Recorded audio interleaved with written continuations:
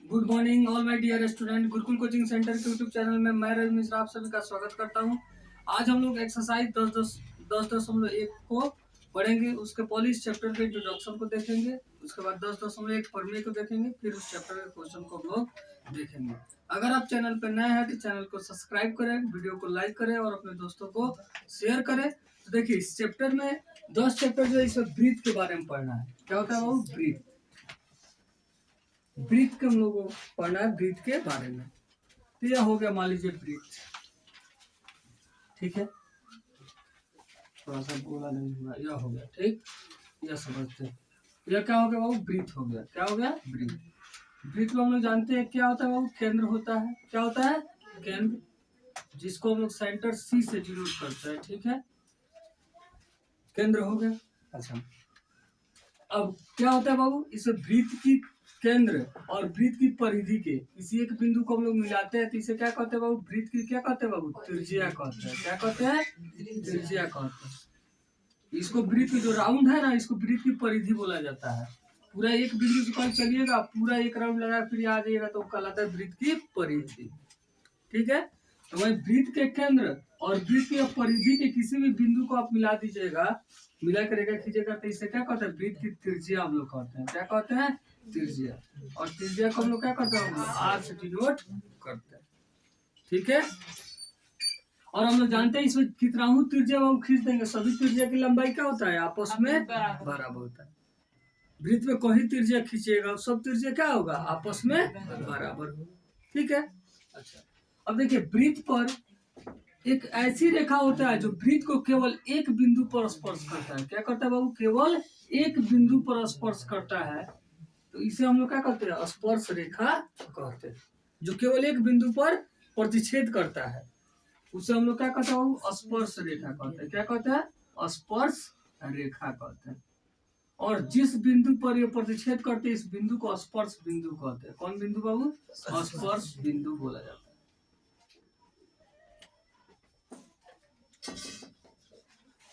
ठीक है, लिख सकते हैं स्पर्श रेखा का हम लोग डिफिनेशन। स्पर्श रेखा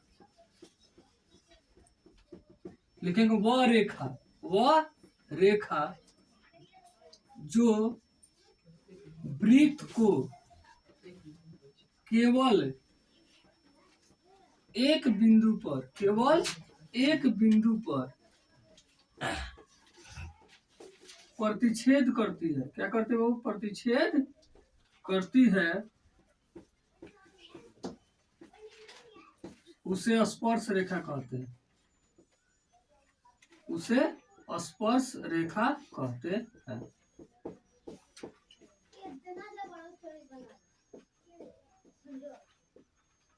देखो, वृत्त को बोला गया वह रेखा जो वृत्त को केवल एक बिंदु पर छेद करती है, केवल एक बिंदु पर काटते हुए आगे निकल जाती है, तो उसे क्या कहते हैं? स्पर्श रेखा कहते हैं। स्पर्श बिंदु बाबू, कौन बिंदु? स्पर्श बिंदु। तो लिख देंगे स्पर्श रेखा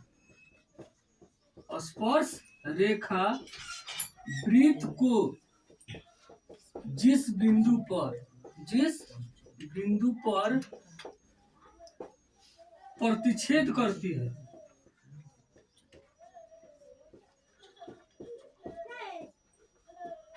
उसे क्या कहते हैं बाबू? स्पर्श बिंदु कहते हैं। कौन बिंदु कहते हैं? स्पर्श बिंदु कहते हैं।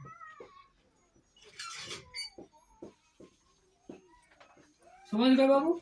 स्पर्श रेखा किसे कहते हैं? तो वृत्त के, चाहे यह बिंदु हो सकता है, यहाँ हो सकता है, यहाँ कहीं, मतलब एक ही जगह स्पर्श करके क्या हो जाती है? बाहर निकल जाती है, तो उसे हम लोग क्या कहते हैं? स्पर्श रेखा कहते हैं। और जिस बिंदु पर यह स्पर्श करती है यानी प्रतिच्छेद करके आगे निकलती है उसी बिंदु को हम लोग स्पर्श बिंदु कहते हैं।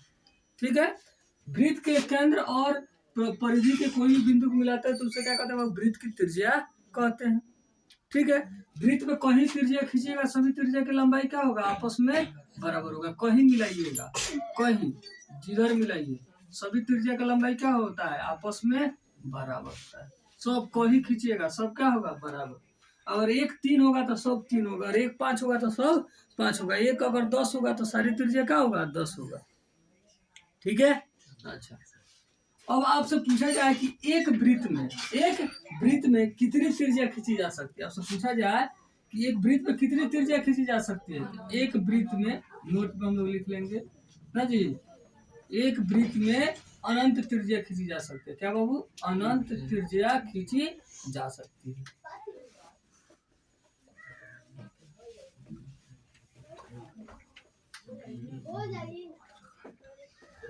एवं सभी त्रिज्या की लंबाई क्या होता है? आपस में बराबर होता है। सभी त्रिज्या आपस में बराबर होती है। एक वृत्त में अनंत त्रिज्या खींची जा सकती है एवं सभी त्रिज्या आपस में बराबर होती है। अच्छा, उसके अलावा आपसे पूछा जाए तो त्रिज्या के बारे में हो गया। एक वृत्त में कितनी जीवा खींची जा सकती है? एक वृत्त में भी अनंत जीवा खींची जा सकती है। कोई सर जीवा का होता है तो समझ, ये जैसे वृत्त है ना वृत्त, तो यार देखिए ये सब जीवा कहलाता है। कोई दो वृत्त के कोई दो बिंदु को मिला के जो रेखा खींचते हैं वो क्या कहलाती है? जीवा। कोई जरूर ऐसा नहीं, ऐसे भी हो सकता है, ठीक है, ये ऐसे भी हो सकता है, ये ऐसे भी हो सकता है, समझ में आ रहा है? मतलब वृत्त के दो बिंदु को मिला के खींची जाने वाली रेखा क्या कहलाती है? जीवा कहलाती है। क्या कहलाती है? जीवा। तो अगर आपसे ऐसे ही पूछा जाए कि जीवा कितनी खींची जा सकती है, तो जीवा भी कितनी खींची जा सकती है जी? अनंत। कितनी खींची जा सकती है? जीवा अनंत खींची जा सकती है, ठीक है। अब देखिए एक होता है छेदक रेखा। क्या होता है? छेदक रेखा। अब छेदक रेखा क्या होता है? तो जैसे वृत्त है, क्या बाबू? वृत्त है, इसका नाम है स्पष्ट है छेदक रेखा। मतलब कि आर पार छेदते हुए जो बाहर निकल जाए, आर पार मतलब वैसे रेखा जो वृत्त को दोनों साइड दो बिंदु पर काटते हुए बाहर निकलती है, इसे क्या कहते हैं? छेदक रेखा। कौन रेखा? छेदक रेखा। वो कैसा हो सकता है, कोई जरूरी नहीं जैसे हम खींचे हैं, वो ऐसे भी हो सकता है, इस तरह भी हो सकता है, इधर से भी हो सकता है, ऐसे भी हो सकता है, इधर से, मतलब वृत्त को दो बिंदु पर ही काटती है। कम से कम कितने बिंदु? कम से कम क्या? दो बिंदु पर ही काटती है। वृत्त को दो बिंदु पर काटती है, उस रेखा को हम लोग क्या कहते हैं? छेदक रेखा कहते हैं। कौन रेखा कहते हैं? छेदक रेखा। तो ये सब क्या है? छेदक रेखा। तब से ये भी पूछा जाए कि एक वृत्त में कितनी छेदक रेखा हो सकती है? तो अनंत। एक वृत्त में कितनी त्रिज्या खींची जा सकती है? अनंत। एक वृत्त में कितनी जीवा खींची जा सकती है? अनंत। एक वृत्त में व्यास कितनी खींची जा सकती है? तब भी अनंत। अब कोई आंसर व्यास, व्यास तो आप लोग जानते हैं ना, व्यास क्या होता है? जैसे वृत्त हो गया। अब वृत्त की सबसे बड़ी जीवा को, वृत्त की सबसे बड़ी जीवा को हम लोग व्यास कहते हैं। वृत्त की सबसे बड़ी जीवा को क्या कहते हैं? व्यास कहते हैं। और ऐसे व्यास क्या होता है कि मतलब वृत्त के दो बिंदु से मिल रहा हो और साथ में क्या हो रहा है? वृत्त के केंद्र से होकर गुजर रहा हो, तो वही रेखा क्या कहलाता है? वृत्त का व्यास कहलाता है। वृत्त के दो बिंदु से मिल रहा हो, परिधि के वृत्त के दोनों तरफ, मतलब केंद्र के दोनों तरफ परिधि से मिला हो और वो रेखा क्या हो रहा हो? केंद्र से होकर गुजर रहा हो, तो यही क्या कहलाता है? वृत्त का व्यास कहलाता है। और ये क्या होता है? व्यास कैसे बनता है? जब दो त्रिज्याएं जब आपस में मिलती है तो क्या करती है? वृत्त का निर्माण, व्यास का निर्माण करती है। और वो भी कैसे? दोनों एक ही लाइन में हो और दोनों वृत्त के का दोनों परिधि की ओर तरफ मिल रहे हो, ये क्या कहलाता है? वृत्त का व्यास। इससे हम लोग एक फॉर्मूला भी निकल जाता है कि डी बराबर क्या होता है? 2r होता है। डी बराबर 2r, मतलब व्यास बराबर होता है दुगुने त्रिज्या। दुगुने त्रिज्या, या त्रिज्या निकालना होता है क्या होता है? व्यास बटा 2। इस चैप्टर में इसका प्रयोग नहीं हुआ है, लेकिन अभी बता रहा था। तो ऐसे पूछा जाए आपसे व्यास कितनी खींची जा सकती है? तो अनंत। कैसे? अब देखिए ऐसे हम लोग ऐसे भी तो मिला सकते हैं जी, ठीक है, इसको ऐसे भी तो मिला सकते हैं, इसको ऐसे भी तो मिला सकते हैं, मिला सकते हैं कि नहीं? बोलो जी। तो ये सब क्या है? वृत्त का व्यास है कि नहीं है कि ना जी? सब क्या है? वृत्त का व्यास, जो केंद्र से होकर गुजरे। अब वृत्त को दो बिंदुओं पर दोनों तरफ क्या करे? मिलती हो, चाहे प्रतिच्छेद कर रही हो, ठीक है। ये क्या है? सब वृत्त का व्यास कितनी खींची जा सकती है? अनंत। त्रिज्या कितनी खींची जा सकती है? अनंत। छेदक रेखा कितनी खींची जा सकती है? अनंत। लेकिन पूछ दिया जाए कि एक वृत्त पर एक बिंदु पर, एक वृत्त के एक बिंदु पर कितनी स्पर्श रेखा खींची जा सकती है? तो केवल और केवल एक, क्योंकि बस इससे एक ही छू के जाने वाली रेखा खींचेगा। दूसरा खींचेगा तो या तो इधर काटेगा या तो इधर काटेगा। तो एक बिंदु पर केवल एक ही स्पर्श रेखा खींची जा सकती है, सिर्फ पूछे कि वृत्त पर कितनी रेखा खींची जा सकती है, तो अनंत।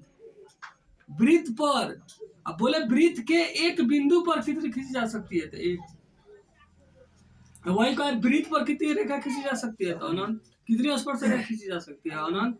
और वही बोल रहे वृत्त के एक बिंदु पर कितनी रेखा खींची जा सकती है, तो एक।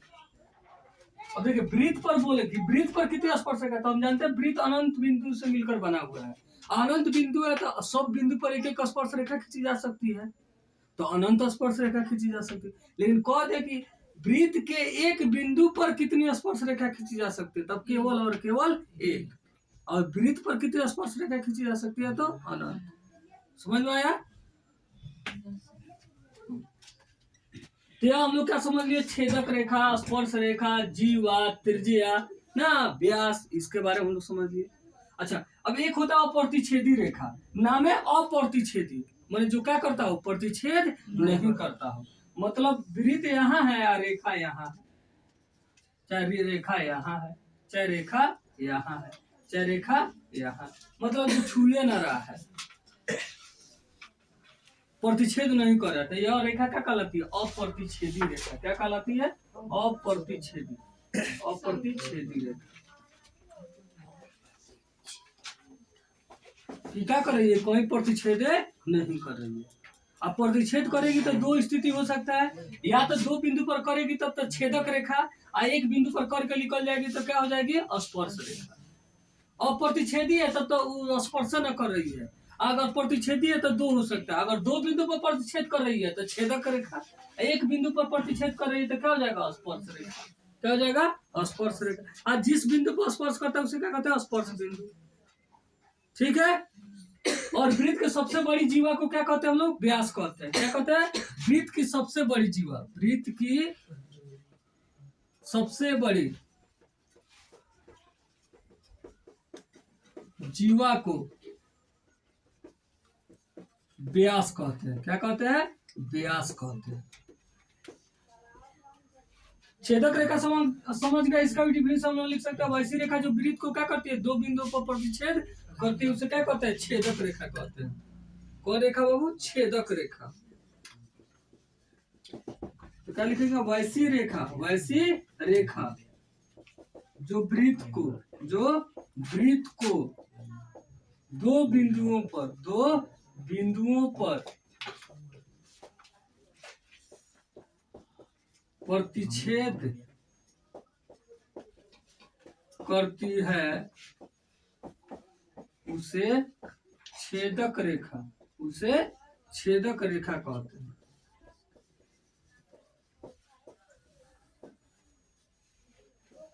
वैसी रेखा जो वृत्त को दो बिंदुओं पर छेद करती है उसे क्या कहते हैं, छेदक रेखा कहते हैं। ठीक है।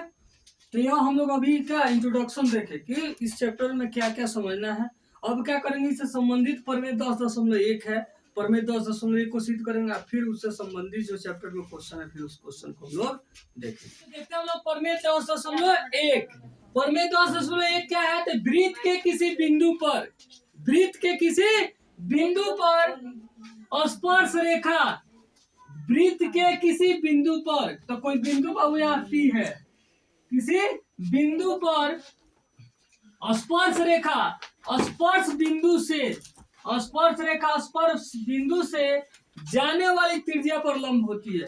जो यहाँ त्रिज्या होती है बाबू, जो त्रिज्या पर जब स्पर्श बिंदु पर स्पर्श रेखा खींची जाती है तो यहाँ पे क्या होती है, लंब होती है। इस चीज को आपको सिद्ध करना है। पहले बात को समझिए, क्या दिया है कि वृत्त के किसी बिंदु पर, एक वृत्त खींच लिए बाबू, उसमें कोई बिंदु हम पी ले लिए, ठीक है, उस बिंदु पी पर स्पर्श रेखा खींच दिए। कौन, क्या रेखा, स्पर्श रेखा खींच दिए। जो स्पर्श बिंदु से, तो स्पर्श रेखा खींचे तो स्पर्श बिंदु से जाने वाली त्रिज्या पर लंब होती है। जब स्पर्श बिंदु से स्पर्श रेखा खींची जाती है तो यह त्रिज्या ओपी क्या है, वृत्त की त्रिज्या है, ये त्रिज्या इस पे क्या होती है, लंब होती है। किस पे, स्पर्श रेखा पे। यह चीज आपको सिद्ध करना है। वृत्त की क्या हो गया, ये वृत्त की त्रिज्या है। अब यहाँ पे हम अन्य एक रचना किए हैं कि एक ओटी एक रेखा खींचे है। कौन रेखा बाबू, ओटी एक रेखा खींचे है, जो क्या कर रही है, जो वृत्त को काटते हुए आगे बढ़ रही है। तो यहाँ तक तो ओ की वृत्त की त्रिज्या है, तो ओपी और ओ क्यू दोनों वृत्त की त्रिज्या है, तो दोनों की लंबाई क्या होगा, आपस में बराबर होगा। चूंकि यहाँ तक ये भी वृत्त की त्रिज्या है ओ क्यू, और इसे आगे बढ़ा दिए टी तक मिला दिए तो त्रिज्या से आगे बढ़ गया, और ओपी भी वृत्त की त्रिज्या, तो ओपी वृत्त की त्रिज्या ओक्यू वृत्त की त्रिज्या, तो दोनों त्रिज्या क्या होंगे, आपस में बराबर होंगे। देखिए क्या होता है, यह सिद्ध करना है आपको लंब, कि यह लंब होता है। पहले दिया है, सिद्ध करना हम लोग लिख लेंगे, तब आगे हम लोग बढ़ते हैं। सबसे पहले इसमें लिखते हैं दिया है, क्या लिखते हैं बाबू, दिया है। दिया तो लिखेंगे ओ केंद्र वाला एक वृत्त है जिसके बिंदु P पर स्पर्श रेखा XY है, XY है। अब हम रचना किए बाबू, अब पहले सिद्ध करना है वो लिख लीजिए। पहले क्या करना है, सिद्ध जो करना है, क्या सिद्ध करना है, सिद्ध करना है, क्या सिद्ध करना है बाबू, तो ओपी जो होता है यानी वृत्त की त्रिज्या जो होता है लंब होता है, या लंब के चिन्ह होता है बाबू, लंब लिखिए चाहे इसे चिन्ह दे दीजिए, ठीक है। एक नीचे लाइन और एक खड़ा लाइन, ये लंब का चिन्ह होता है, यानी ओपी लंब है किस पे बाबू, एक्स वाई पे, ओपी लंब एक्स वाई। ये एक्स वाई पे जो ओपी जो है वृत्त की त्रिज्या वो क्या होती है, स्पर्श रेखा पर लंब होती है, ये चीज आपको सिद्ध करना है। अब रचना हम किए, क्या किए बाबू, रचना में क्या किए कि क्यूटी ओटी रेखा खींचा जो वृत्त को क्यू बिंदु पर प्रतिच्छेद कर रही है,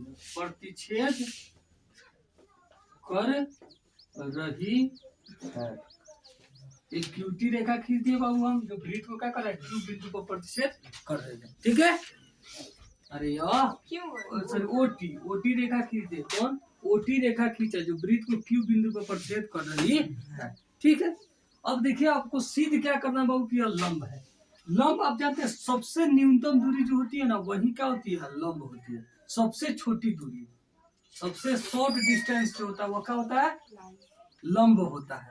यानी किसी तरह का सिद्ध कर दे कि ओपी या तीनों में ओपी जो है वो ओपी जो है ओटी में, पीटी में और क्या है ओपी में, तीनों में अगर सिद्ध कर देते हैं हम किसी तरह कि इससे चाहे इससे या क्या है, ओपी जो है मतलब कि छोटा है, ओपी छोटा है, ओपी क्या है, छोटा है, तो हम कह सकते हैं कि ओपी क्या है, वृत्त पर सॉरी स्पर्श रेखा पर क्या है, लंब है। यानी अब इसको लंब आपको सिद्ध करने के लिए सिद्ध करना है कि ओपी जो रेखा है वो क्या है, इस सब रेखा से क्या है, छोटा है। अगर इस छोटा आप सिद्ध कर देते हैं तो हम लोग कह सकते हैं कि जो सबसे छोटी रेखा होती है वही क्या होती है, लंब होती है। सबसे शॉर्ट डिस्टेंस जो सबसे कम दूरी होती है वही क्या होती है, लंबिक दूरी ही सबसे कम दूरी होती है। जैसे यहाँ पे देखो दो रेखा है, यहाँ पे आपसे सबसे पूछा जाए शॉर्ट डिस्टेंस, सबसे कम डिस्टेंस कौन होगा, तो जो इस पर क्या होगा, लंब होगा, यही ना सबसे कम दूरी होगा। बाकी आपको इधरों रेखा खींचिएगा, इधर खींचिए चाहे इधर खींचिए, कहीं खींचिएगा चाहे इस पे खींचिए, तो क्या हो रहा है, थोड़ा सा बड़ा हो रहा है कि ना। सबसे शॉर्ट डिस्टेंस किसका हो रहा है, जो सीधे लंब रह रहा है। तो लंब जो होता है वही सबसे शॉर्ट डिस्टेंस, सबसे कम दूरी होता है। तो अगर सबसे कम दूरी सिद्ध कर दीजिएगा कि है तो हम कह सकते हैं कि वो क्या है, लंब है, ठीक है। तो हमको यहाँ पे क्या काम करना है कि किसी तरह सिद्ध कर देना है कि जो ओपी जो है वो क्यूटी से क्या है, छोटा है, ठीक है। क्योंकि ये भी स्पर्श रेखा पर लिया गया है, और ये अभी बिंदु स्पर्श रेखा पर लिया गया है, माने पी बिंदु भी स्पर्श रेखा पर है और टी बिंदु पर भी स्पर्श रेखा पर है। लेकिन अब सिद्ध कर देंगे कि ओटी से छोटा क्या है, ओपी है, तो कह देंगे कि ओपी क्या है, इस पर लंब है, ठीक है। तो यहाँ पे हम लिखेंगे बाबू परमाण, अब लिख रहे हैं परमाण में लिखेंगे चूंकि ओ केंद्र वाले वृत्त में, ओ केंद्र वाला वाले वृत्त में ओपी एवं ओक्यू वृत्त की त्रिज्या है। वृत्त की त्रिज्या है ना जी। केंद्र वाले वृत्त है जिसमें ओपी और ओक्यू क्या हो जाएगा, वृत्त की त्रिज्या हो जाएगा। इसलिए क्या हो जाएगा, वृत्त की त्रिज्या क्या होता है, अभी बताए थे कि वृत्त की त्रिज्या सब क्या होती है, आपस में बराबर होती है ना। तो क्या हो जाएगा, ओपी बराबर हो जाएगा, ओपी बराबर क्या हो जाएगा, ओपी बराबर क्या हो जाएगा, ओक्यू। ओपी बराबर क्या हो जाएगा, ओपी बराबर ओक्यू, क्योंकि दोनों वृत्त की त्रिज्या है। इसको मान लेते हैं समीकरण एक, चाहे यहाँ लिख सकते हैं क्या है कि दोनों क्या है, वृत्त की त्रिज्या है। क्या बहुत, वृत्त की त्रिज्या। तो वृत्त की त्रिज्या हम लोग जानते हैं कि क्या होता है, आपस में बराबर होता है। ठीक है।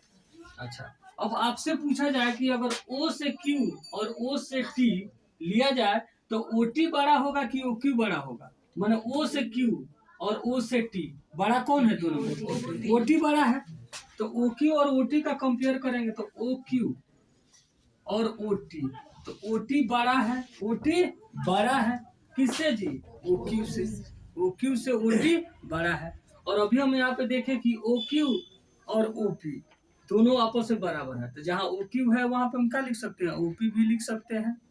अभी देखें हम कि OP और OQ दोनों बराबर है, तो जहाँ OQ है वहां पे हम लोग क्या लिख सकते हैं, OP भी लिख सकते हैं कि OP बड़ा है, तो सॉरी OP से बड़ा है क्या, OT। यही ना हमको सिद्ध करना था। इससे यह बड़ा है, इसका मतलब यह क्या हो गया, छोटा हो गया। OP क्या हो गया, OT से छोटा हो गया। यही हम बोले थे सिद्ध करना है कि OP क्या है, छोटा है। तो OP जब छोटा सिद्ध हो गया तब कह सकते हैं कि अतः OP क्या है, लिखेंगे चूंकि OP OT से छोटा है, इसलिए OP लंब है XY।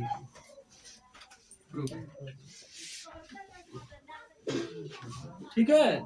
ये छोटा हो गया, छोटा सिद्ध हो गया, तो छोटा हो गया तो वो क्या हो गया, लंब हो गया। सबसे जो शॉर्ट डिस्टेंस होता है वो लंबी की दूरी होता है। चलिए वो तो देखते हैं एक्सरसाइज 216 के क्वेश्चन नंबर 1 से। क्वेश्चन है नंबर 1, एक वृत्त की कितनी स्पर्श रेखा खींची जा सकती है। तभी बताया कि एक वृत्त की कितनी स्पर्श रेखा खींची जा सकती है। वही पूछता है कि वृत्त के एक बिंदु पर तब होता है एक, लेकिन बोला कि एक वृत्त पर कितनी रेखा खींची जा सकती है। तो इसका आंसर क्या हो जाएगा जी, अनंत। अनंत या अनेक। क्या, एक वृत्त पर कितनी स्पर्श रेखा खींची जा सकती है, तो अनंत या अनेक रेखा खींची जा सकती है।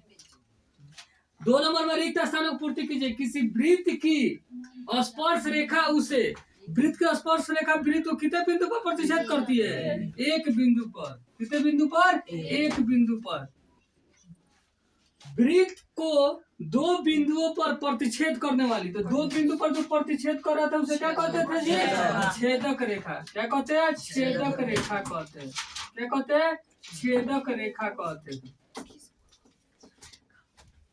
एक वृत्त की डॉट डॉट समानांतर स्पर्श रेखाएं हो सकती है। समानांतर स्पर्श रेखा, खाली स्पर्श रेखा नहीं। देखिए जैसे वृत्त है बाबू, समानांतर, समानांतर स्पर्श रेखा। तो जैसे यहाँ पे एक स्पर्श रेखा खींच दिए बाबू, एक यहाँ पे खींच दिए, यही ना समानांतर हुआ।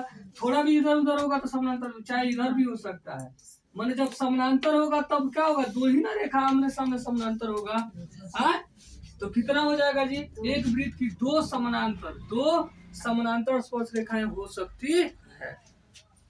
वृत्त तथा उसकी स्पर्श रेखा को, स्पर्श रेखा के घनिष्ठ बिंदु, वही जो वृत्त में क्या हो, जो वृत्त में भी स्पर्श कर रहा हो और स्पर्श में, इसको क्या कहते हैं, स्पर्श बिंदु कहते हैं। क्या कहते हैं, स्पर्श बिंदु। माने जो वृत्त में भी हो, स्पर्श रेखा में भी हो। ठीक, तो उसे क्या कहते हैं बाबू, स्पर्श बिंदु कहते हैं। क्या कहते हैं, स्पर्श बिंदु। हो गया हम लोग का 2 नंबर क्वेश्चन। चलिए बाबू तो देखते हैं क्वेश्चन नंबर 3। 5 सेंटीमीटर त्रिज्या वाले एक वृत्त के बिंदु P पर स्पर्श रेखा PQ केंद्र से जाने वाली एक रेखा से बिंदु Q पर इस प्रकार मिलती है कि OQ बराबर 12 सेंटीमीटर तक PQ का लंबाई जाती है। 5 सेंटीमीटर त्रिज्या वाले एक वृत्त है बाबू, तो पहले यहाँ एक वृत्त बना लेंगे हम।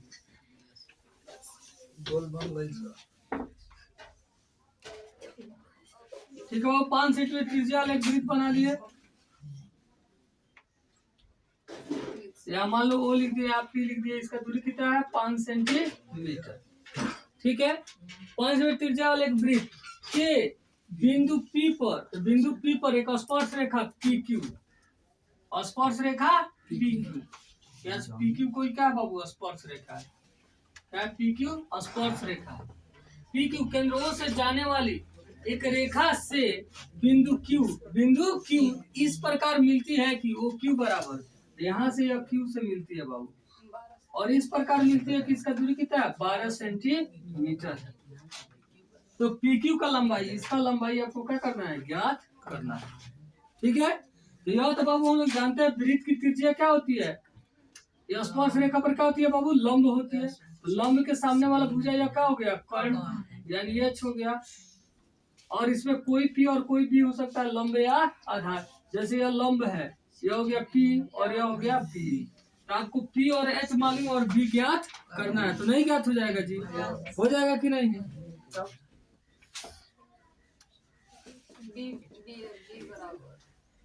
लिख लेंगे बाबू। ओ केंद्र वाला एक वृत्त है जिसकी त्रिज्या OP बराबर है 5 सेंटीमीटर एवं OQ बराबर है 12 सेंटीमीटर। ज्ञात करना है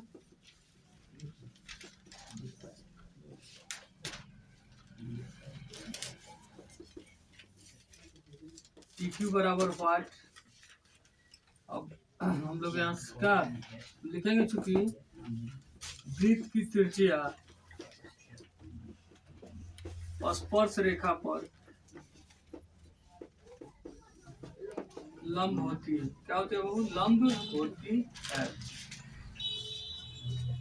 इसलिए त्रिभुज PQR में PQ लंब, OP लंब किस पे बाबू, PQ पे, क्या है, OP लंब है PQ पे। तो लिखेंगे इसलिए पाइथागोरस प्रमेय से, पाइथागोरस प्रमेय से, पाइथागोरस प्रमेय से क्या हो जाएगा, B बराबर root under H square minus P square. B के यहाँ पे क्या है बाबू, PQ बराबर क्या हो जाएगा, रूट अंडर H का स्क्वायर यानी OQ का स्क्वायर माइनस P यानी OP का स्क्वायर। तो OQ का मान कितना है बाबू, 12 सेंटीमीटर का स्क्वायर। PQ कितना है, 5 सेंटीमीटर का स्क्वायर।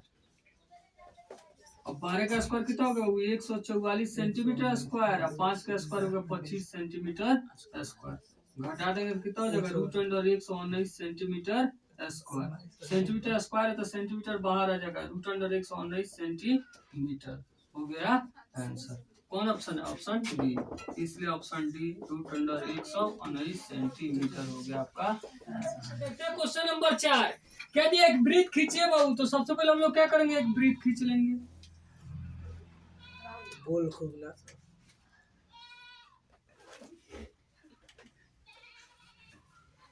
एक वृत्त खींच लिए, एक दी गई रेखा के समांतर कोई एक रेखा खींच लीजिए। मान लीजिए जैसे यहाँ पे एक रेखा दिया हुआ है, ठीक है बाबू,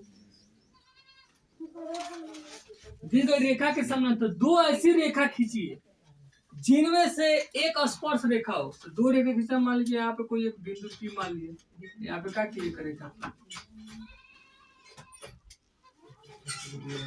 तो ये क्या है, यह रेखा जो है बाबू क्या है, इस रेखा के समानांतर खींची गई। उनमें से एक स्पर्श रेखा हो तथा दूसरी छेदक रेखा हो।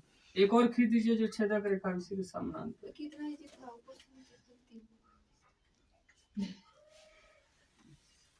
हो गया, हाँ ये हो गया बाबू छेदक रेखा, ये हो गया स्पर्श रेखा, ये पहले से दिया हुआ है, हो गया बस। यह स्पर्श रेखा, यह है छेदक रेखा, और ये रेखा पहले से दिया हुआ है, ठीक है। ये कोई जरूर नहीं, ऐसे आप ऐसे भी रेखा या खींच सकते थे, ठीक है। तो इस तरह हम लोग का कि 10.1 का क्वेश्चन नंबर 4 तक के क्वेश्चन को देख लिया और इस तरह हम लोग का चैप्टर क्या हुआ, समाप्त हुआ। अब आगे की क्वेश्चन, इसके आगे क्वेश्चन हम लोग अगले क्लास में देखेंगे। अगर आप चैनल पे नए हैं तो चैनल को सब्सक्राइब करें, वीडियो को लाइक करें और अपने दोस्तों को शेयर करें। वीडियो को अंत तक देखने के लिए बहुत बहुत धन्यवाद।